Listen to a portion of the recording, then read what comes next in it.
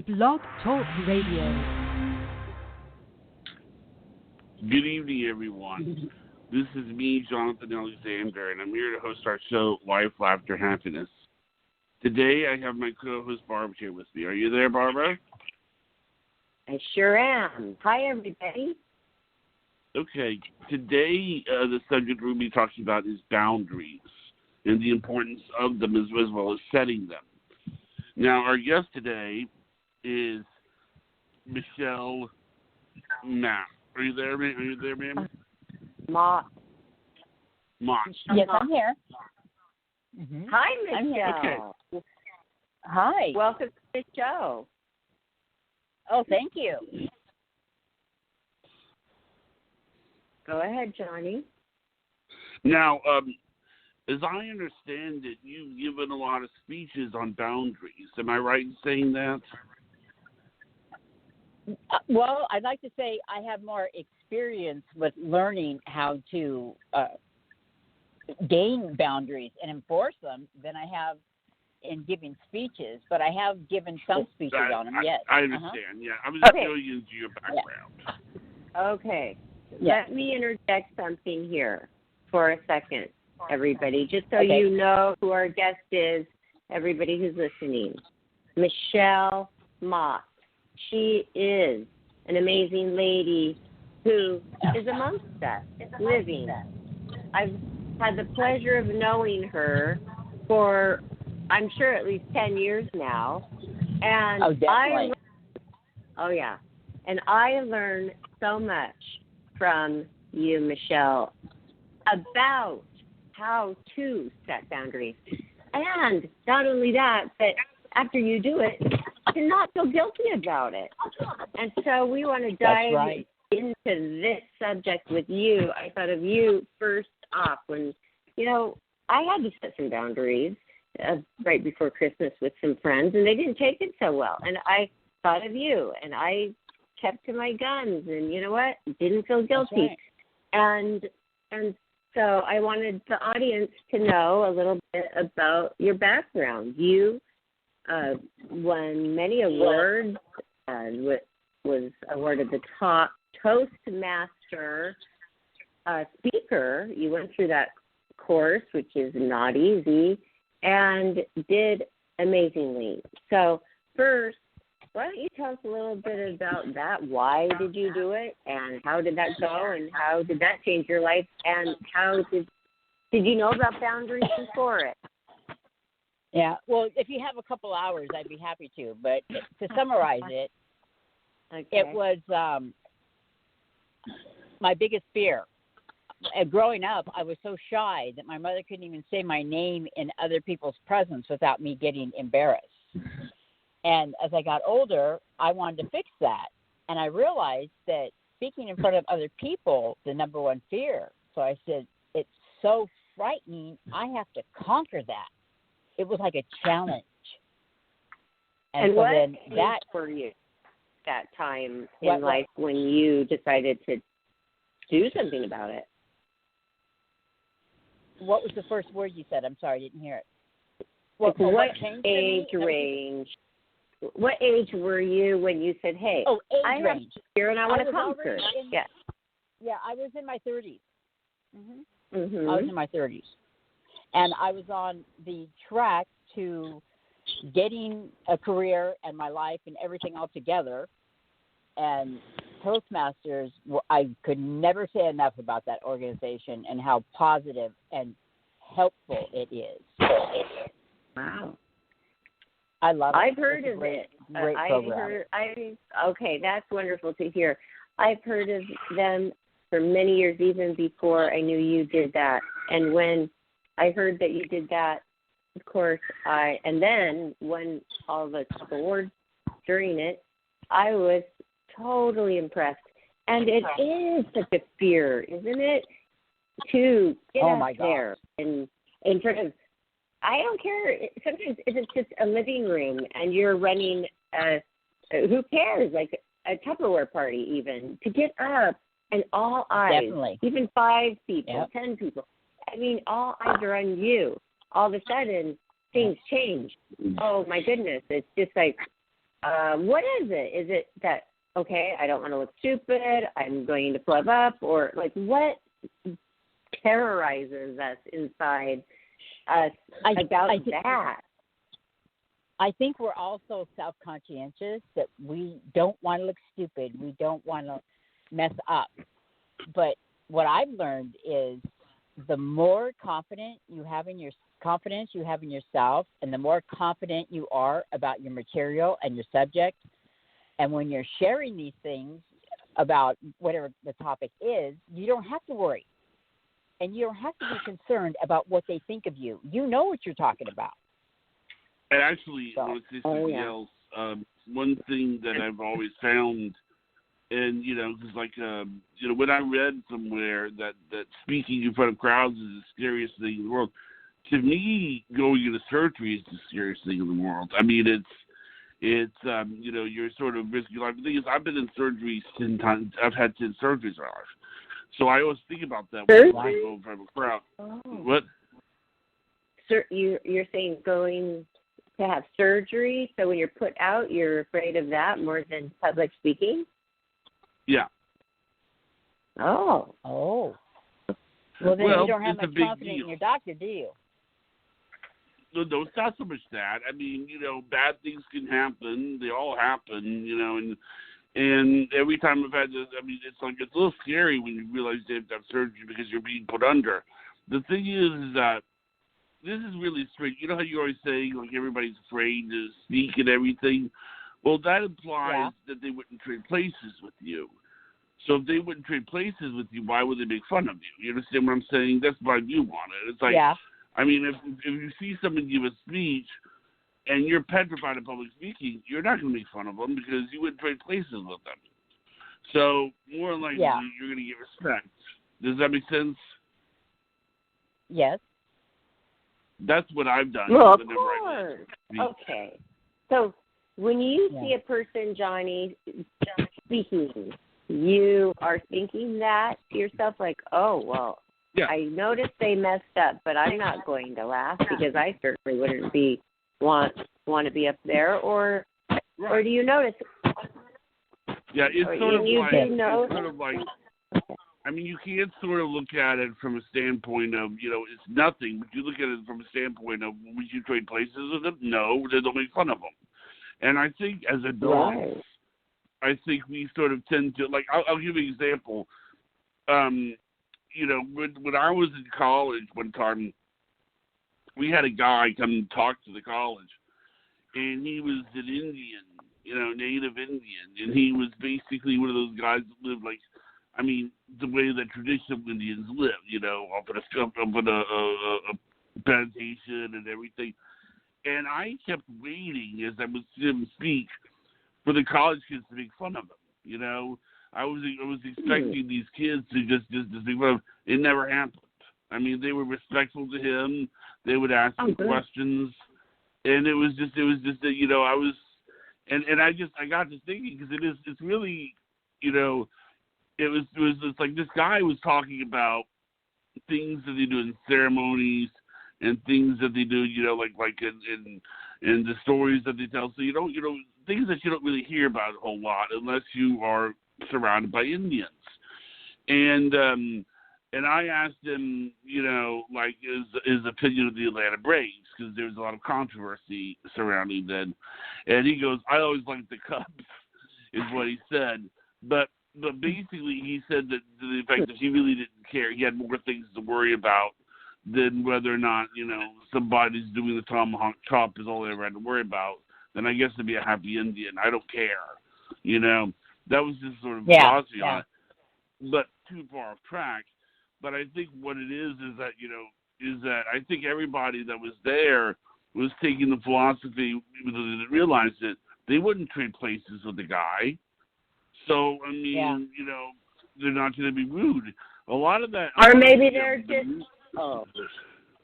Johnny, maybe they're just mature by college age, and why would they be making fun of a speaker that they're trying to learn from?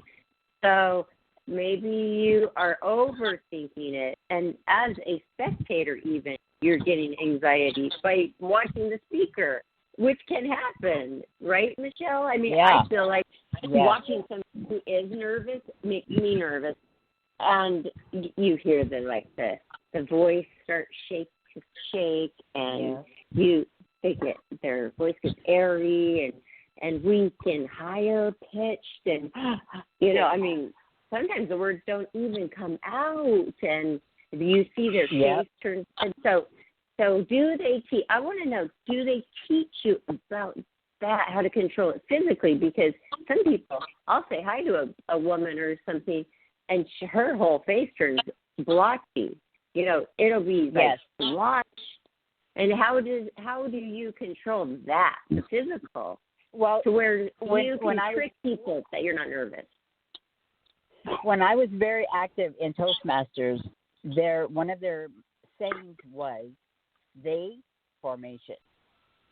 And so when you participate in the club and you give speeches and there's a lot of different speaking spots throughout a meeting. So everybody can have a chance to speak in front of the group, even if it's just, a joke. And so that gives you experience of speaking in front of others, even though it was only for so many seconds. And they teach you different techniques. Like before I would go on stage, I would stand in the back of the stage and tighten my whole body, while I'm standing there. And then when you take a deep breath and you relax, it really relaxes you. So they teach you physical techniques as well as how to give a speech, what the content should be, that you need a beginning, a middle, and a conclusion, and how long you can expect your audience to pay attention, stuff like that. It varies. Okay. They've got 25 different manuals. Wow. And how long is the course? Ongoing for years. If you have had, you can start and stop anytime you want. And what you do when you join a club is you let them know how often you can participate, whether it's once a week or once a month. And then they schedule you accordingly. And that way they're not expecting you and you don't show up, because there are different positions that need to be filled in a meeting. Now, I have a question. Sure. I would think probably the hardest audience would be children, because they do not have a lot of the social. I'm not saying in every case, but I'm just saying, obviously there's some very nice, mature children, I won't say the name, but Barbara's daughter is very mature. But what I'm saying is that it's like sometimes kids don't even realize what they're doing. When they're mature, they don't even realize what it is. It's like some people they go to school and then they mouth off to the teacher, and then you realize as you get older, you realize that that's stupid. Why are you doing that? Well, isn't that parents that should be teaching them those manners? Michelle, how do you teach a child that? Okay, it was crazy. Priscilla, I couldn't believe it. She'd come home from school. She had to get up in front of the class with her project. I say, how? I'm asking her, how did this go? Oh, just fine. Oh my gosh, Michelle and Johnny, I was mortified anytime I had to get up in front of the class, and I could not believe it. I would say, really? And she's like, yeah. I go, you don't get nervous when you get up in front of the class? She goes, well, not really. Why? Why are some people like that, and some people are like me and you, who had a fear, and so many other people? Most people do have fear of getting up and having all the eyes on them when they speak. Maybe if they're not speaking and they're dancing or they're doing karate or they're doing, playing a sport that they're good at, okay, so let everybody watch. But when they speak, why does this start so young, the fear of speaking? And this should be changed. And I feel this should be changed in schools. But they need to teach more important things like this. Like, I know. Yes. I noticed so many things they don't teach in school that they should be teaching. So elaborate on that one. So, My sorry. answer to that is adults have been around a lot longer and are more conscientious than children, and they're still in their playful years. They're not thinking about, oh, what does that kid think of me or that kid. They're still just having fun. I taught a class at a school of Six of Toastmasters to earn the highest award. And it was one of the most rewarding programs I ever participated in. And I got wonderful accolades from the school and the teacher, and it was a successful program. And I was just thrilled. Tell us the award. Tell us what you received. Well, I made Toastmaster of the Year because I worked hard. You know, I spent a lot of vacation hours out away from the office because if I do a lunchtime meeting, it's not just an hour long because you have to travel to the location and whatnot. So I would have to take vacation hours in order to be able to participate in those meetings, and it was worth it. I loved it. But I did make Toastmaster of the Year. It was a passion. It turned into a passion. I'm sorry, Johnny, but let me to finish the thought with Michelle really quick before your question, please, because it's so important. Yes, it was. Okay. It was a passion. Definitely. Was it a passion? But it wasn't in the beginning. It was like you wanted to conquer fear. But then once you dipped your toes in and started with Toastmasters, how long into it did it become then a passion for you? The first meeting I attended. The first? I took a deep breath like, oh, my gosh, I have arrived. When I was a kid, I didn't think this, but I knew there was something about me, but I didn't know what it was and how to bring it out. Well, Toastmasters not only teaches you how to speak in front of a group, but they teach you how to be a leader. And that's what I felt. I felt a leadership side of me, but I didn't know how to make it come out. And I didn't know how to be diplomatic. You know, I was just a kid. And that's the reason why it became such a passion, because it was like I had waited 33 years for that moment, and it finally came. And then I was unleashed, and it was, and that's why it was such a passion. It was the program I've been looking for all my life. So you can really take this program far. You can do, they have probably different levels. Like if you really want to keep cultivating and growing and learning more, they have more for you. So, wow, I love it. And that's good to know. And we should post that, Johnny, on our social media about Toastmasters, because that's going to help a lot of people. You know what, Michelle? Right. I've thought about it. Have you ever thought about taking a course in public speaking, Johnny? Well, I mean, I am thinking about what you said, but I wanted to say something else about this. It's funny because I was thinking about this the other day. Oftentimes, when someone is afraid of something, the first thing that we do is we say, well, that's ridiculous. Why would anybody be afraid of something like that? I mean, it doesn't make any sense to be afraid of something like that. Of all the things that you can be afraid of, why would you be afraid of something like that? And it usually cannot be defended with logic. I mean, there's people that are afraid of mice. There's people that are afraid of dogs. There's people that are afraid of cats. There's people that are... When you really think about it, the only thing that you're doing is standing up in a room with 30 other people, and you're doing most of the talking. Don't you just imagine them in their underwear? I mean, isn't it that simple, Michelle? Yeah, it's supposed to be, but, I never really got into that part of it. Remember that Brady Bunch episode? Yeah. They said, okay, Dad, I know you're nervous about public speaking and your big speech, but just go out there, Carol said, and imagine everybody in their underwear. They're wearing their underwear, and it changed everything. It's a perspective. I bet they have a million different things to think about. What if you're giving a speech? But what if you're giving a speech to a bunch of Victoria's Secret models? Oh, yeah, that could be very intimidating, I'm sure.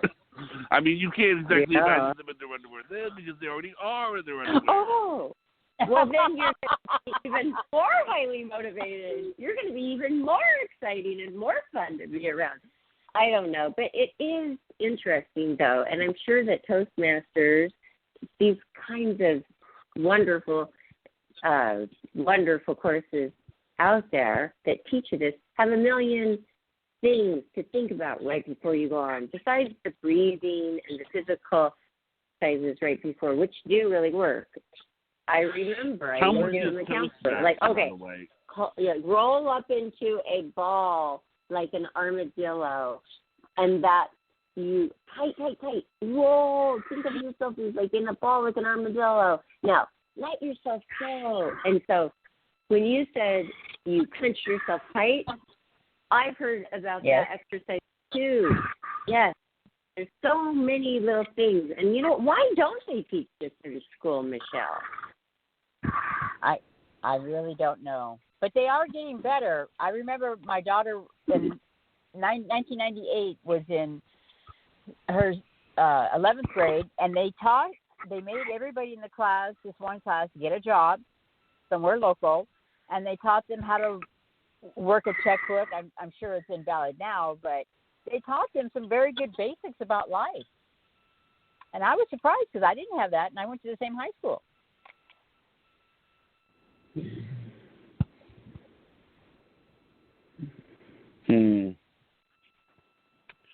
But I mean, I do think that a lot of times it's amazing, because if you really think about the public speaking, you try to defend it with fear or defend it with logic. Defending the fear with logic, it doesn't work so well. That's what's so weird about it, but yet people are so afraid of it, I know. Okay. I wanted to say something about the schooling. So that's good to know that they are getting better, and you did notice. And that's interesting that you went to the high school. Your daughter went to the same high school that you did. That is cool. That's not very common. And that you noticed, because then you really do know. You really do know the difference. So that is good to know that they are getting better at that. But I just think that they don't teach about money. I don't want to get off the subject of, we haven't even gotten on our topic yet, by the way, boundaries, but just really quickly, they don't teach them, like, about credit. Like, what is a credit card? Oh, here, just use your credit card, Mom. Do you know what a credit card is? You know what I mean? That they don't know. They don't. Okay, they had one day how to write a check. People really rarely write checks anymore. This curriculum, I think, with emotional, things like speaking, exercises to do to help, different things like that. I just feel like we're kind of in the dinosaur ages with the children. That because I'm raising one right now, so I do notice. But I want to know how this has changed your life, your daily life, because you're not going out there. You didn't do this because you want to go be making money as a public speaker. You did it to conquer fear, which you did. Then you got a passion for it, and then you got a Toastmaster of the Year award, which is wow, how amazing. And then how did you use it after that? And when you left to go use it, did you feel a void? Like, those are my people, like this is a bond, and now I am not around them anymore? How did that all work for you? Well, you don't ever have to stop being around the club members if you don't want to, even though I'm no longer employed at the company that I went to the company club. I'm still welcome to go to the meetings anytime. And what eventually happened was our club started dwindling down, and my husband and I became the backbone where we were doing all the work for setting up things. And I got burnt out, and he died. So it just, things weren't the same. My whole life changed at that time. But as far as what it did was, it helped me to be able to feel confident when I went to a job interview, even just within the company, because it teaches you there's a leadership track and there's a speaking track. Well, I had a passion about both. And so some people just go with one, but I can even film myself in my bedroom to see how I look. How much does it cost to do Toastmasters? Well, when I did it, it was like 35 every 6 months, $35. But I'm sure now it's up from that. And then if the club is at a, I'm sorry. So there is a club. You keep referring to the club. So that's cool. Yeah, so there's kind clubs. of exclusive clubs. Mm. Yeah, is it like a franchise type of thing where, okay, you and your husband took over this club, and then there's clubs all over the nation, or is it worldwide? Yes. It's worldwide. Worldwide. Amazing. And it's clubs worldwide. I mean, clubs that are in the community, and usually, even a company club, you're welcome to it. You should be, though, after all that hard work, and, they recognize, they acknowledge, okay, this is not easy. You came, you did it, and you were good, or, you know what, maybe you weren't so good. It doesn't matter. You tried. And like Johnny was analyzing in the beginning, like, are people, why would I make fun of them? I wouldn't want to be there. But how about not making fun of them because they're a human being and they're nice and they're a person, and that's not me in my heart to do. That's my answer to that one. But there are people out there who are mean and they're nasty and they're, I hope she messes up, and when she messes up, I'll be secretly laughing. What do you say to those people, Michelle? I don't have the time of day for those people, and I don't think twice. Because they're going to reap what they sow. Did you learn that there? Oh, no. No, I learned that just going through life. But I started the Toastmasters Club at the Los Angeles Air Force Base, and 15 years later, I gave them such a solid, good foundation. 15 years later, they invited me to come back and be the guest speaker for one of their anniversary parties. And as far as I know, they're still going strong. And this is like 20 years later. I hope you do have that on video. I don't think I do, but when I was mentoring them, usually a mentor only stays with them for 6 months to teach them how to do things and how Toastmasters does things, because they don't support any one religion. You're not supposed to swear and that kind of thing. So that's why you have a mentor that guides you through the different things that the club will experience. Well, I said 6 months is not enough. I'm going to stay a year. And I was shooting for that, but by the 11th month, I started hearing, how much longer is she going to be with us? So I told them, they're ready. And I split, and that's why they're still around today. And so when I went to the 15-year anniversary, I told somebody from that time that, I heard you guys. I knew what you were saying. But you know what? That's why you're still here. Because I made sure you had a solid foundation. I wasn't going to have the club that I sponsored and that I put together fall apart. No, I wasn't. Yeah. It instilled something in you as well. It seems like they value their group and their people and the people who put that effort in, because it is a balanced effort. And I'm getting chills right now. And you know what they say, that's something going on. And my legs, they're all chilled because, Michelle, I really have wanted to do this. I must admit that my dad, he sent me to, because I didn't know what to do. I didn't know if I should get married, not get married, and, here's the wedding, 3 months away, and it's huge, and everybody's invited, and I was, crying in my closet, and this should be bliss, he said. This time in your life should be bliss. And he took out his credit card, and that was a lot of money. It was just a weekend. It was a 3-day course. And I was the only one. I couldn't do it. I couldn't get up there, Michelle. And I've been on TV shows. I've been in theater in front of live audiences, Married with Children, prime time. I've been in blockbuster movies. I worked with celebrities. I mean, I could not get up. I was the only one. And it was a big conference room of people sitting there. They would not allow you to get up to the restroom. You had to sit. You couldn't stand, which is fine with me. All of that was fine. But they would not make you, if you didn't want to go up to the microphone and talk. I just felt like I was going to get up there and just bawl. I think that's what it was. It wasn't like so, you know what I mean? It wasn't so I'm afraid of speaking. It was just I was in that emotional time, and my dad was like, okay, I'm going to help my daughter. I'm going to help her make her decision, find out who she is, what she really wants. And this little weekend was going to do it, and it did. Michelle, it did, even though I didn't get up and speak, and I'm very ashamed of it, because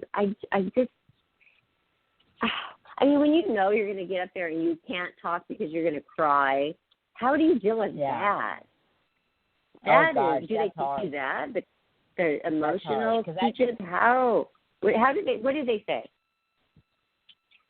Well, you have to really picture it in your mind before you go up there and before you do it, and feel the feelings so you can sort of get used to it and feel okay with it, because that way when you're up there speaking about it, you're not going to be so emotional.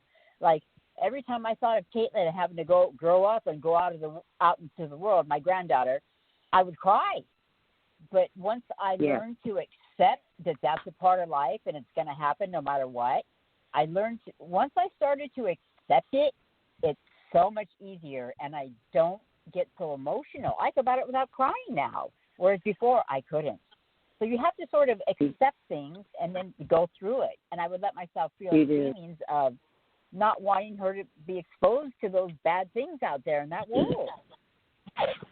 I just let it go. Let it go.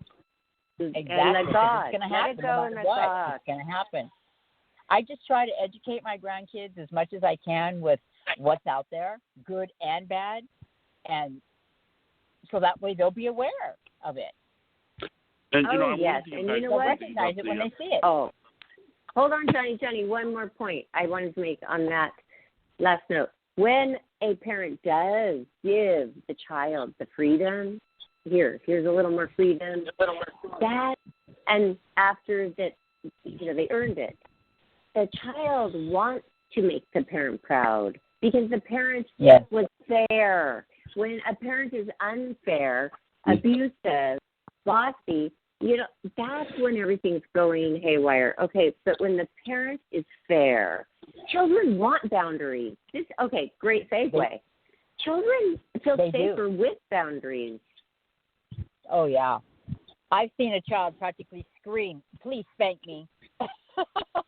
Because their behavior was so bad. They needed to know that they need to know you and love about them. They are so simple. That's all they want is your love. That's all they want. Okay, and doesn't that breed respect? Just like in adulthood, just like what we do with our friends when they are sucking us, like our kids can do. And we set boundaries with our children, and, how do we do it with our friends? It's not so easy. I've had to do it recently with a few friends. They didn't take it very well because it wasn't the Barbara that they were used to. But, hey, 25 years ago, I wasn't this Barbara that was doing every single thing for every single person that asked me every second. Okay, so drain, and I'm not talking about my business partner, Johnny. That's a different story. Johnny, you're amazing and you're great. I'm talking about the drain and the suck of, and it's not their fault. You're allowing it in general. Like, I'm allowing that to happen. So when I spoke to you about a month ago about it, then you told me several things, great advice, and I did put it to fruition. And they didn't take it very well, but you did then teach me another lesson. Then you do not feel guilty about you, what you need, your boundaries, and what you need to do in your life. Then you do not feel guilty about setting those boundaries. So I did that step in my mind too. And I didn't and I'm fine. Oh, good. I just want to say thank you, Michelle. Thank you. Oh, you're welcome. You're welcome. No problem. See, this is the thing, Barbara. They're doing what they need to do to take care of themselves. They're not worried about anybody else being overworked or overloaded. They're doing what they need. So what's wrong with you saying, well, this is what I need to take care of me? And you might not like it, but you're going to respect me, and they will. Exactly. And they'll learn that they can't get away with that stuff with you anymore. They get a deeper, very bigger, larger respect for you. And I think that's what I had, when I first met you, okay? When I first met you, you were just like, I love these types of people. Cut and dry, okay? No BS, okay? Just, I say it like it is. I don't do anything I don't want to do. If I want to leave, I'm leaving. That's what I love about you, Michelle. And because you know where you stand with me. I have a hard time with it. What was that? Yeah. You know what was that? Because when you're that way, Barbara, you know where you stand with that person. You're not guessing. You're not wondering what they're thinking or feeling if you know. And I try to be that way. I try to let people know, but not hurt their feelings. Yes. Well, you never hurt my feelings. I just thought, oh, wow. That's somebody that you can't BS, and she's not going to BS you. And you know what? I had the utmost respect for you. And now I'm realizing that is really why. That is really why. Because you set your boundaries. You love yourself. You care about yourself. And how else can you care for all these other people in your life if you're not even taking care of your own self? That's right. That's right. If you're not going to be around to help or to take care of them, right? You have to take care of yourself. Well, yeah, but also as a person that they're looking at, they're looking up to you. You're their role model. And I like, okay, Johnny, you'll get to your point in a second. Okay, I've known Michelle for a long time. This is Michelle. Every morning, she gets right up. She dresses to the nines. It might be a casual chick. It might be, fancy. It might be, slats. But whatever it is, it's put together. And I think that's just you. Maybe Toastmasters teaches it, but I think that's just you. So you had it. Just me. I think when you went into that Toastmasters, you had it. And they saw that immediately. But that's Michelle, and she dresses perfectly every day. And tell us why you do that. Why do you do that? How does that make you feel? And how does that make you feel? And how does the world react to you when you put yourself together? Okay, I dress. I'm not employed anymore. I don't work, and I don't have to work. I do have an income. But I think to myself, I could put on that frumpy pair of shorts and those tennis shoes as easily as I could put on those nice black pants and those low heels. Why not wear the nicer clothes? You feel better about yourself. And I learned going out in public, people give you better attention. They will give you better service. I know it sounds lame, and it is that we're so much like that in society, but they do. I get a lot of respect from people, even young guys just call me ma'am because of how I'm dressed. And everybody, some people assume I just came from work, and I said, no, I didn't work today. Oh, you go out dressed like that? Yeah, this is my everyday attire. And it does make you feel better when you know you look good. Yes, and it's new. I mean, it might not be new, brand new, but, if a girlfriend gives me something that she is wonderful, but she's just done, it's new to me. It's gorgeous. If you put something on that's bally and old, but it's comfortable, and I'm just around the house, I feel I'm grungy today. No, you're going to have a grungy day. You're going to feel that way. if you don't get up and wash your face, you're going to feel icky all day long. And you know what? That was one of my New Year's resolutions. I was too embarrassed to say on the New Year's resolution show last night. But really, just get up and first thing, just get in the shower. Don't wait. Don't have your coffee, then the news, then read the paper, then feed the bird, then water the plants before you take a shower. Just do it. It livens you up. And, that was my thing. And so that's one of them. And then we got into some deeper issues. But, think about yourself, people. Think about what do you want out of life. You're not being selfish. That's right. Yeah, you're not being selfish right. because you don't drop everything when a friend has a crisis and run to them and then you're backed up on your stuff. No, you have to care about yourself. What do you want out of life? Because you're not going to get there by running after everybody else's problems, are you? Yes. No, you're not. You taught me that a lot. You taught me that, but I think you probably learned that. Tell us a little bit about your childhood, what area you grew up in. It wasn't easy. I grew up started out in North Long Beach in the projects. And back then in the projects, I'm 61, so in the 70s, and it wasn't like it is now from what I understand. It was more like it was just a bunch of low-income families. It wasn't gang-riddled where I lived. It didn't have a bunch of tough kids. It was just a bunch of families. And so it wasn't real bad. And then we moved around a lot, and I wound up in the South Bay, and I went to high school there, and I was determined to graduate because that was a challenge. I really didn't care for school, but I wasn't going to leave without graduating, and I did.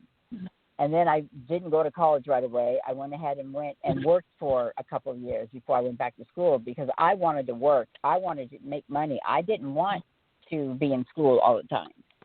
And so I sort of took the long way around.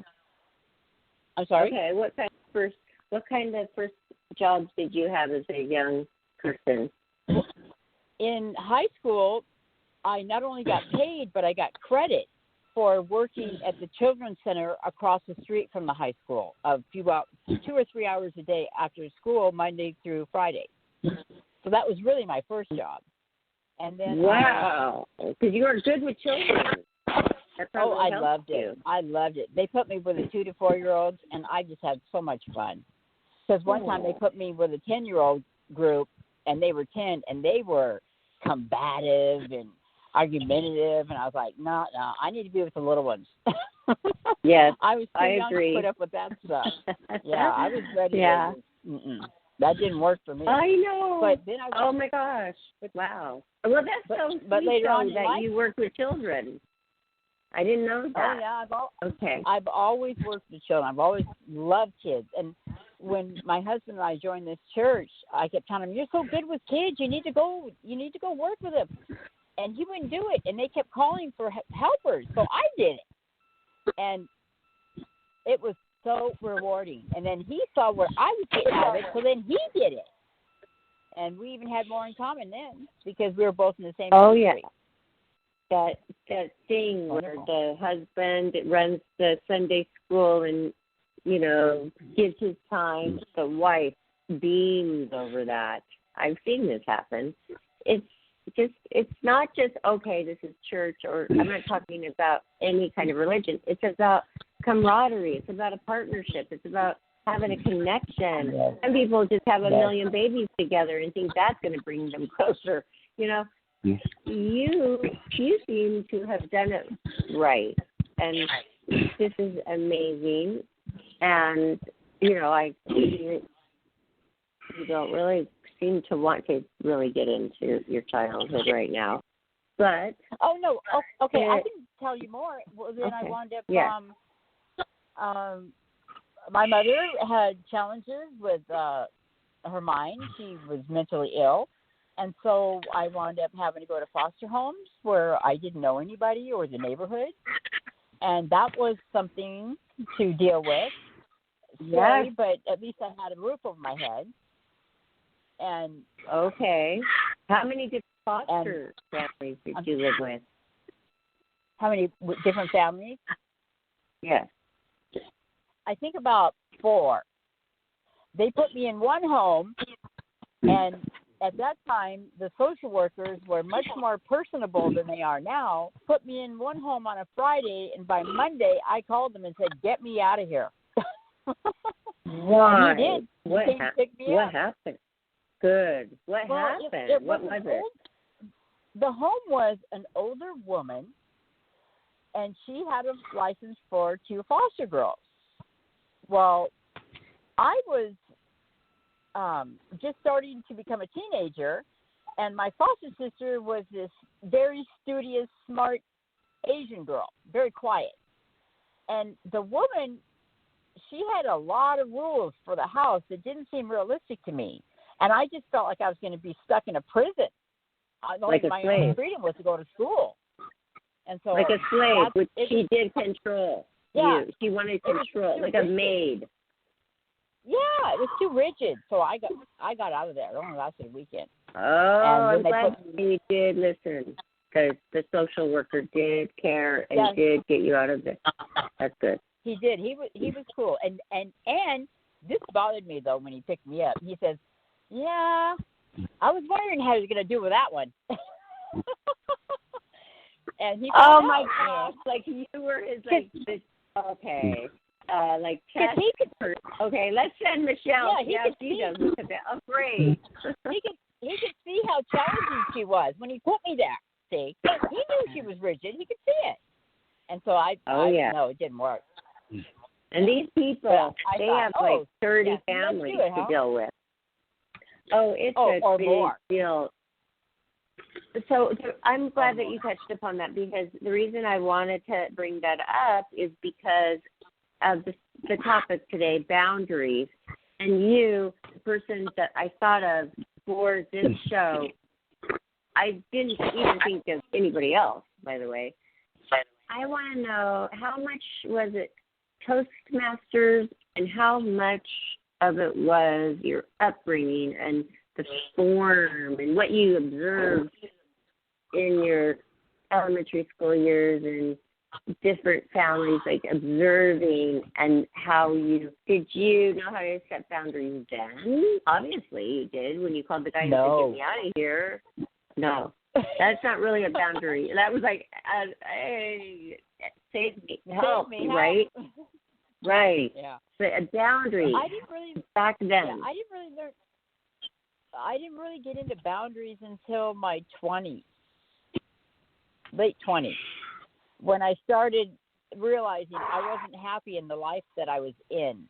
And so I started seeking self-help to try and deal with some of those childhood issues that, because my mom, even when we were with my mom, she didn't sit down and have conversations with us. They didn't talk to us and give us the attention that kids get now. And so I was like this lost person, not knowing what was going on. And so you were this little girl, and your mom says, "This is how it's going to be." You just say, "Okay, that's how it was back then." But do you now have any? I don't think you probably do now. You probably are clear from any kind of regret and anger inside, festering, all that stuff. You know how to get rid of it.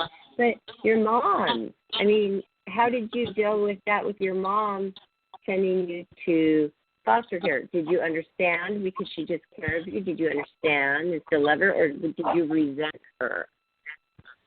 Well, we understood that our mom had a mental problem and would get off her meds and couldn't take care of us. So they would put her in the hospital, and then they had to take us to foster homes. And it was an embarrassment. It was an embarrassment. As I grew up, I understand it better, and fortunately, it didn't come on to me. I don't think I have it, but I'm not aware. But anyway, it was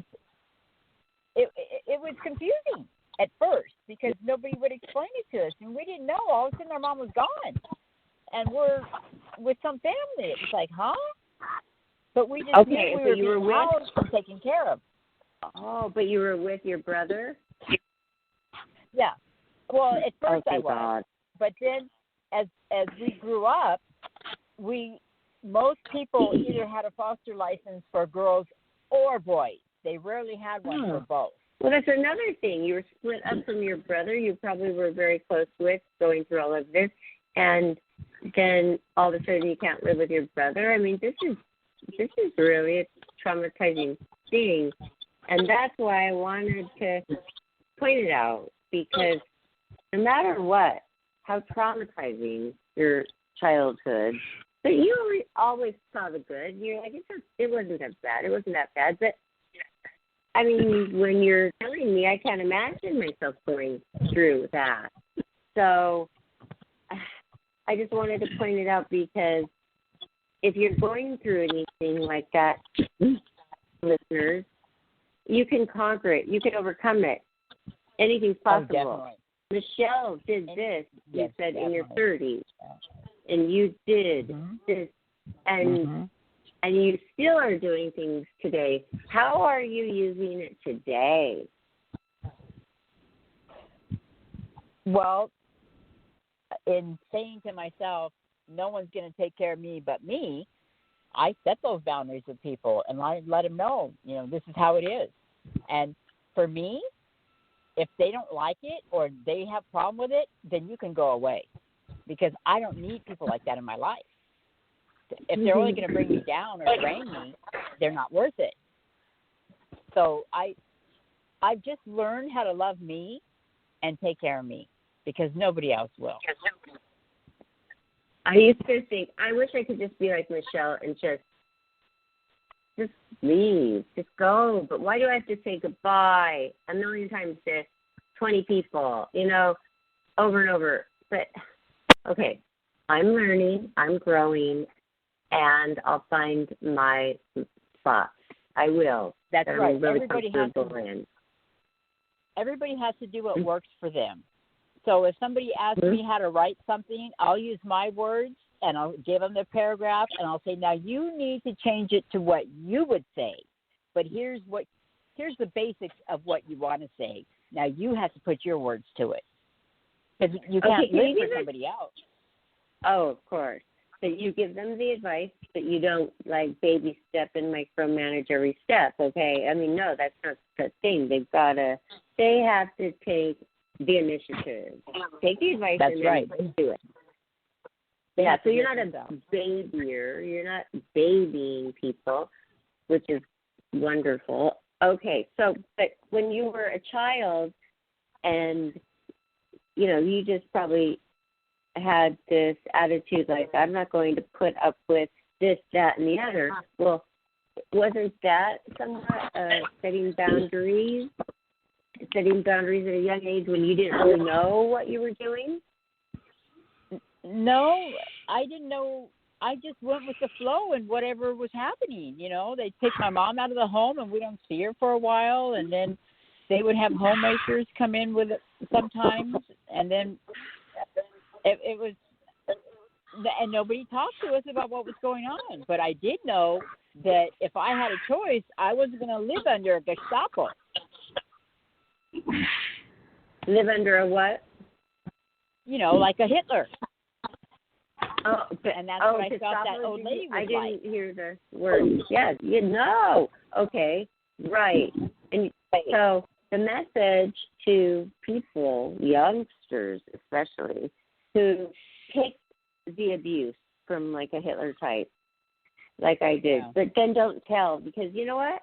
Kids, they think, well, if I do, then I'm going to disrupt the things I do love, like my outlet, which is school, and my sports that I love. And then I click that bad at home off, and then when I go back, I'll deal with that. I'll click back into that mode. But and so they don't want to tell sometimes anything, because they don't want to rock the boat of the life that they do love.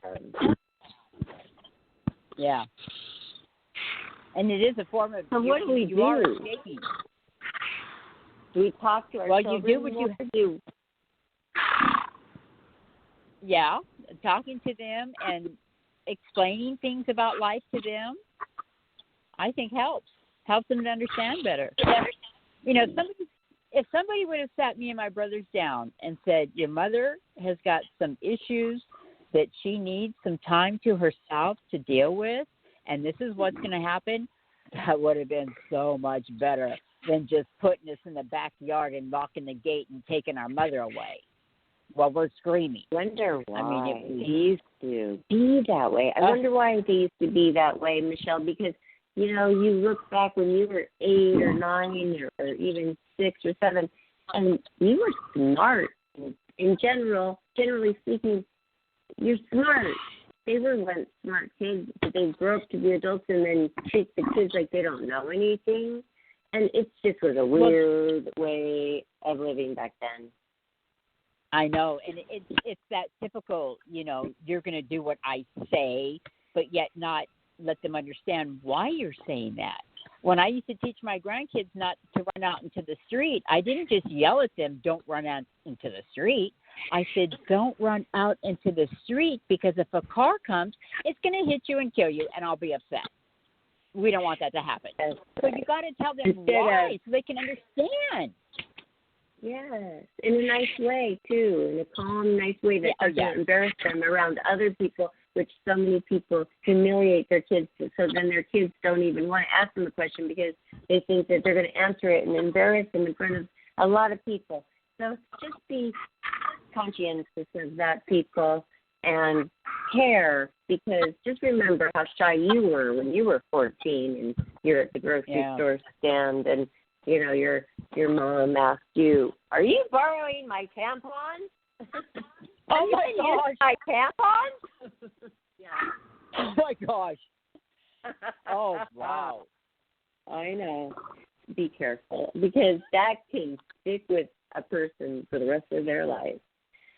Can you tell us a funny story? Can you, like, when you say you set a boundary with a girlfriend who was just, like, sucking you dry, like sucking all your energy, needing you, wanting you for every little thing, Michelle, and you had to put the boundary up, and they didn't think it well. Is there any funny story you could tell us? Not off the top of my head, but I do remember one of my foster sisters. I worked and I would shop and buy my own clothes. Well, she worked, but she would give all her money to her boyfriend. So then she would try and raid my wardrobe. And I would tell her, I just purchased this sweater. Do not wear it. I don't want to catch you wearing this. And I wouldn't say it so mean, but I would let her know. And then when that piece of clothing would get old and look a little worn, then she'd take it, and I'd be okay with that. That was my boundary. That's where that was okay for me. But when, like, if I have no problem helping people if they need work around the house or whatever, but I let them know. Now I have to cut this off, because I have, like today, in fact, I was with my daughter and my grandsons visiting. I hadn't seen them in a month or so. And I said, I made myself get up and walk out the door. I said, I made a commitment to these people, and I have to honor it. I got to go. And so then I get outside, and they were okay with it. So you just have to because they were used to it, right, Michelle? They were used to it. Oh, they're used to it now. Yeah, they are. So it's easy. And so then it's easy. They know. And it's not weird. That's how it's like. And I told Johnny that too. And I said, Michelle sent the confirmation. She will be there, guaranteed. I know it, because it's not just about, oh, I have to. It's integrity. You have integrity. That's right. You say you're going to do, you do it. Yes. That's right. I try to anyway. I try to stick to it but that anyway. Yeah. But that was a funny story, though, about the clothes, because that was actually my first boundary that I remember drawing is with, okay, you can borrow anything you want unless it's brand new, you haven't worn it yet, or it is a long gown, or it is designer. and you cannot borrow any shoes because I'm so careful about not stuffing. So that was my first boundary. I'm proud of myself now, thinking back about my girlfriends and my girlfriends and my clothes. Yes, and I did not have sisters, so I wasn't used to. And I did notice a lot. Johnny, there's a lot of background noise.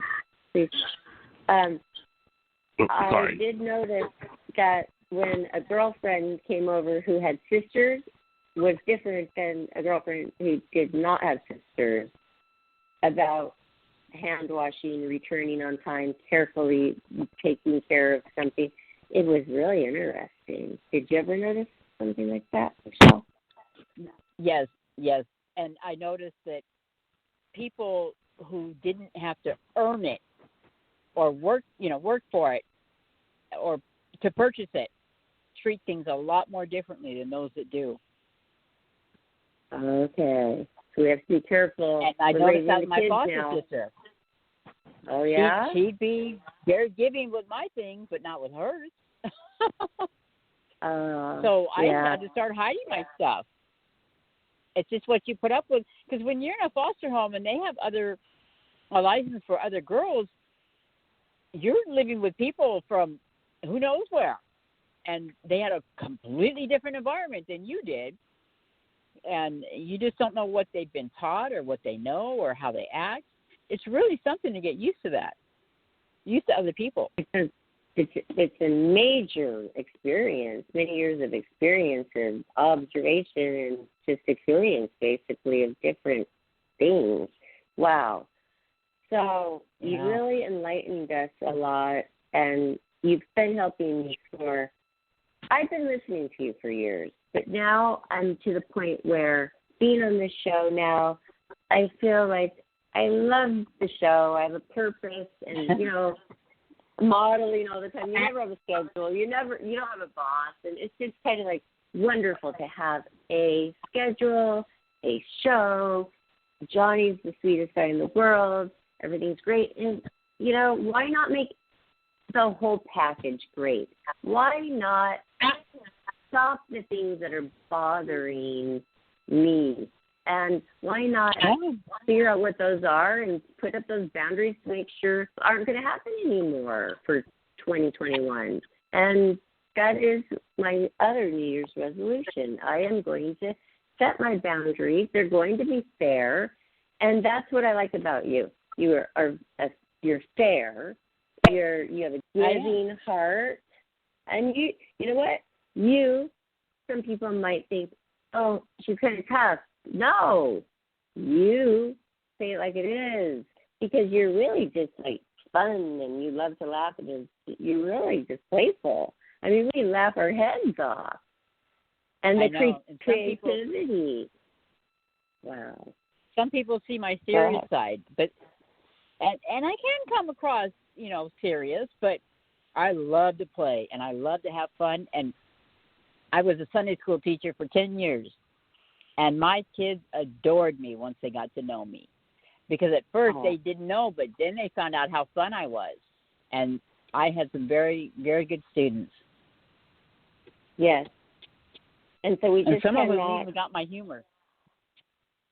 Oh, yeah, which is witty. And do you know there's a certain age, and I don't know what it is, but I did read it once. There is a certain age where a child understands wit.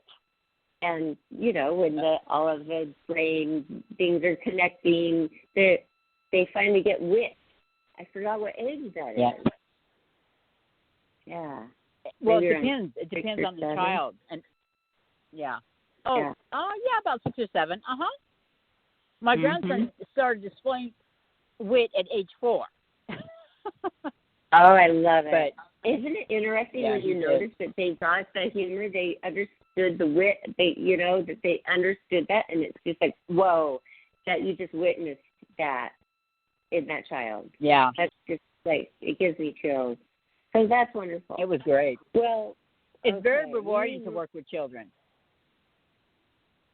Yes, and patience. And if you don't have it, don't try it, people. We don't want you there, because we want people who are good to the children nurture our children who have a passion for it.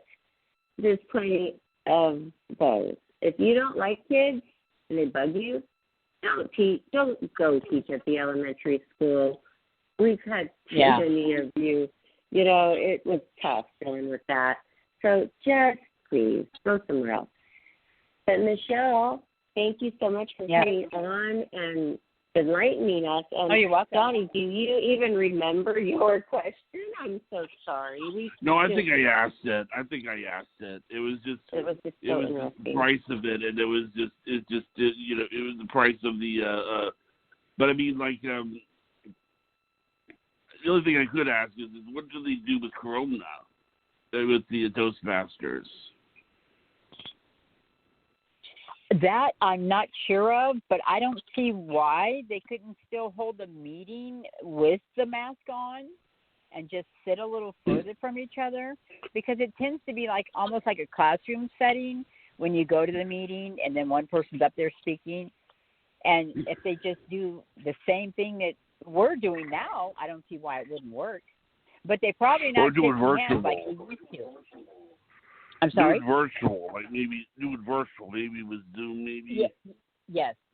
Yeah, that's what they when do. They turn over the when they turn over the podium to another person, when the speaker calls you up and you hand over the podium to them by shaking your hand, I don't think they're doing that right now. I don't think they're practicing that because they of the don't COVID. shake the hand. No, they don't shake the hand. But I mean, it's easy to do your workshop on Zoom or BlueJeans for that.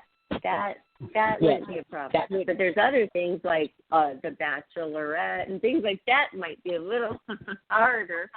Those kinds of things.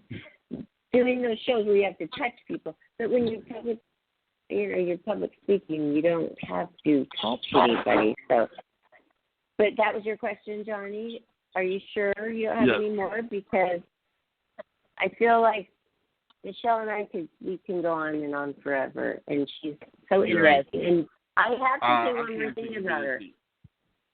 Okay, one more thing about her, which is so cute and funny that I will always remember, is she came over to my home one day, and of course she's dressed to the nines. She has the special nylons with the beautiful pattern, with the pointy high heel black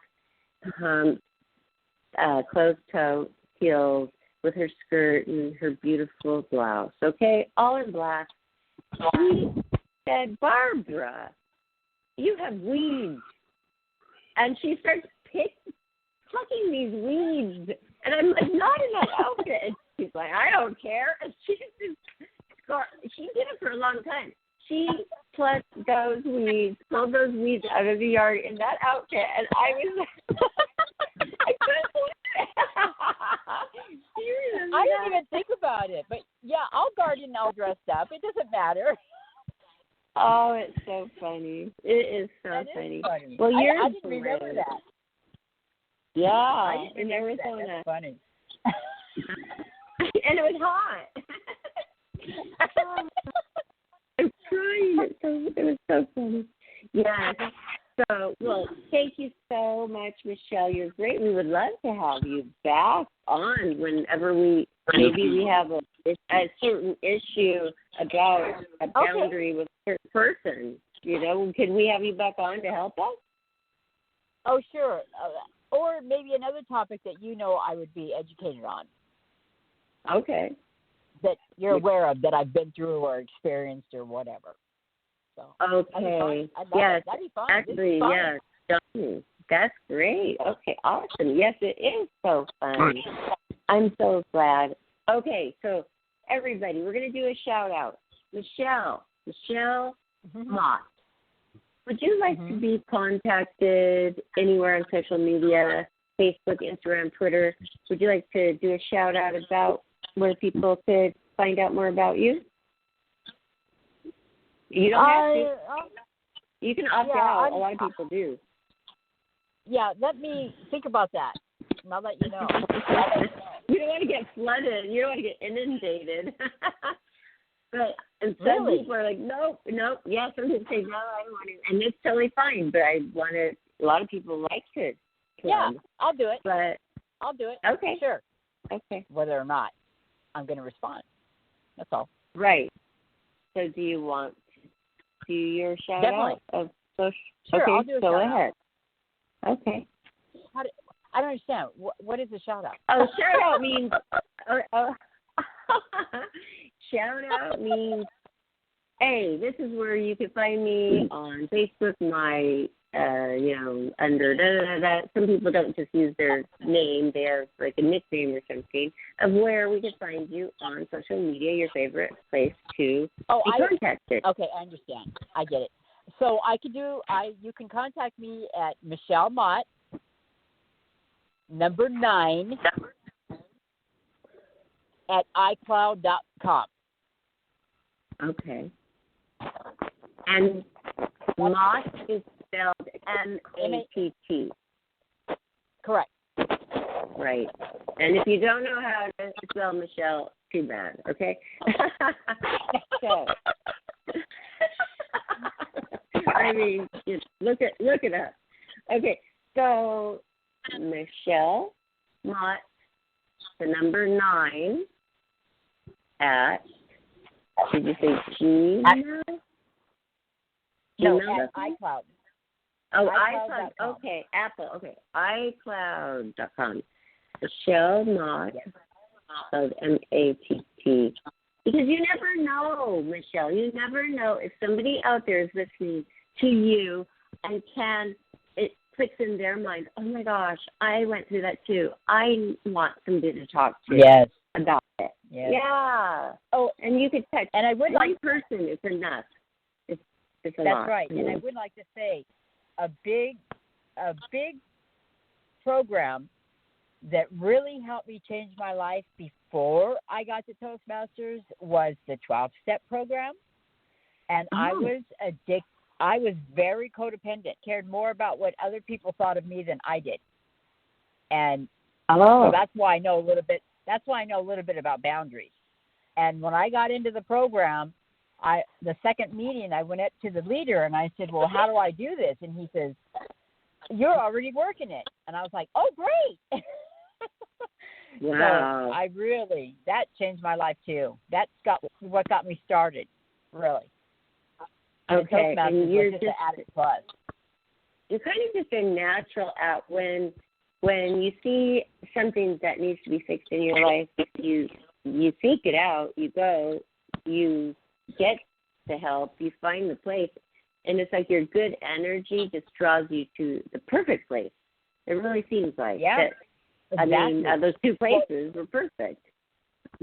Well, I knew something was wrong in my life, but I didn't know how to fix it, and I was very unhappy. And then I had a girlfriend that was being battered, and she suggested she was used to going to the 12-step program for her man who was an alcoholic. And so she suggested that maybe they have a 12-step program for me. And I looked it up, and next thing I know, we went to a meeting, and I stuck with it.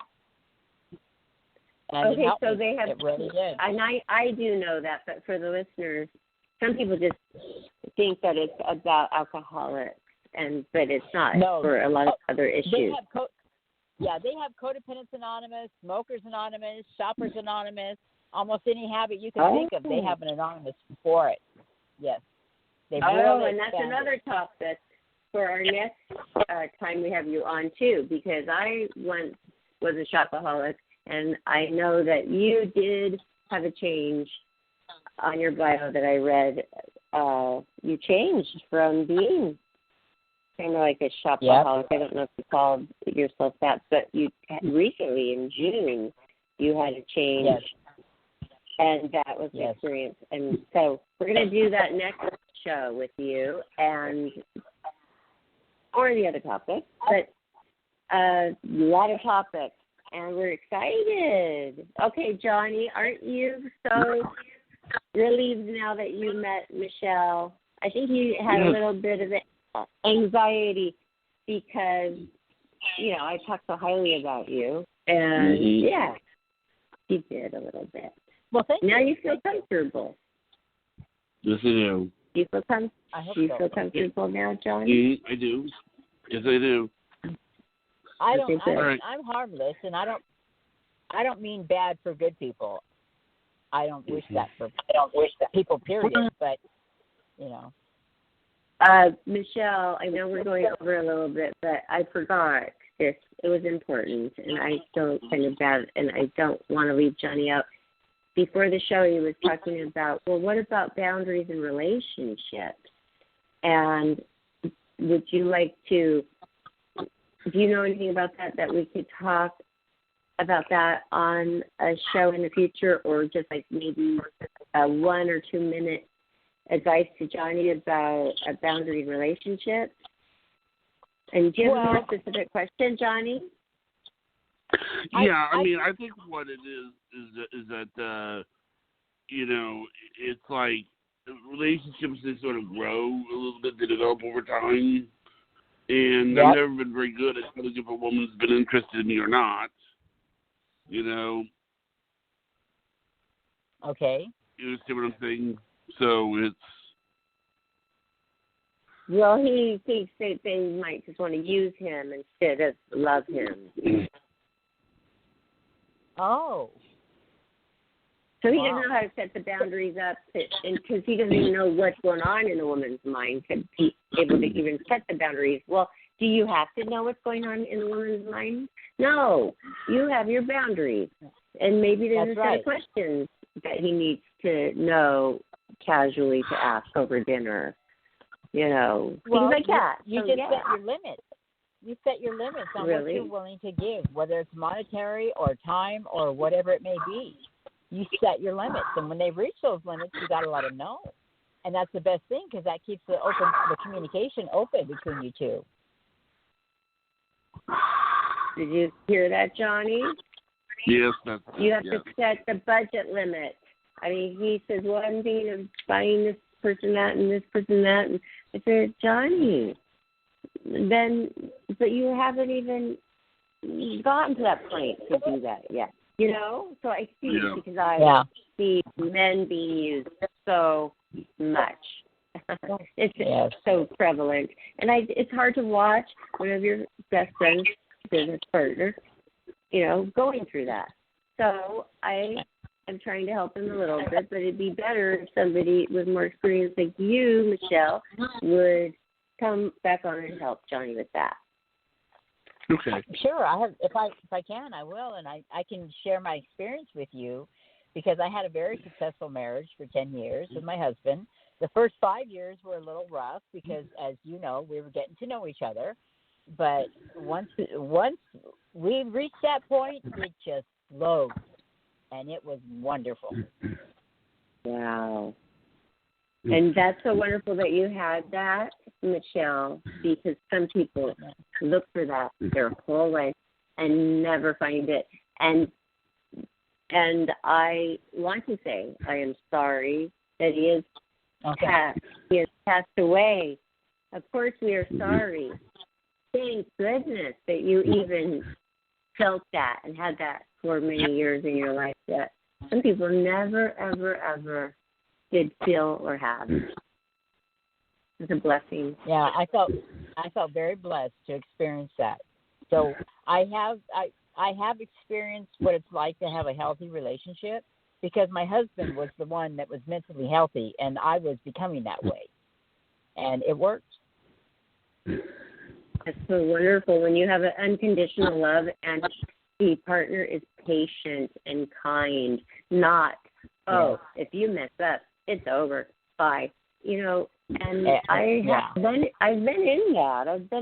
And then pretty soon you can't even be yourself. So boundaries are very important, everybody.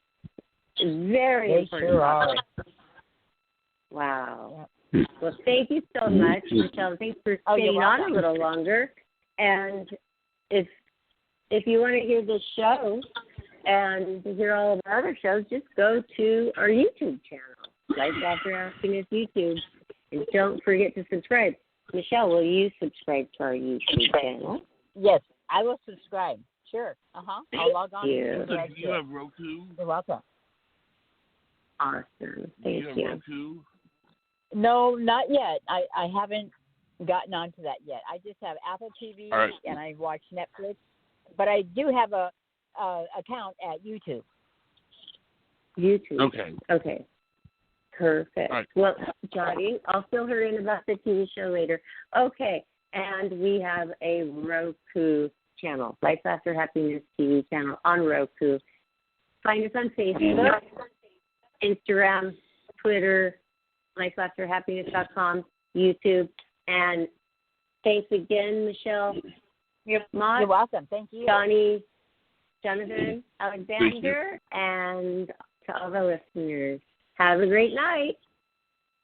You too. Good night. Good night, Barbara. Good night.